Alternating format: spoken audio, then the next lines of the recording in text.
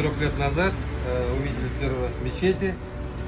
Вместе ходили на пятничные намазы, на праздники, всю Уразу вместе, практически всю Уразу вместе были. Он тоже какое-то время держал. И на этой почве что-то разговорились. Я на велосипеде ездил, он говорит, велосипед. Я у него спросил, на каком он сможет ездить. Естественно, пришли к выводу, что трехколесный будет велосипед самый оптимальный вариант для Рустама.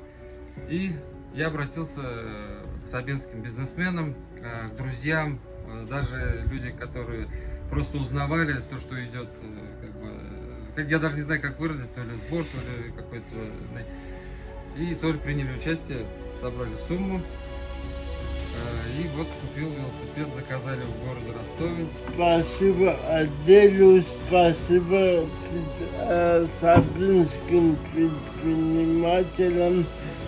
Я потом позвонил самим ценах, я пацанов знаю, позвонил им, они мне тоже помогли, им тоже спасибо за все. Я давно мечтал о таком велике.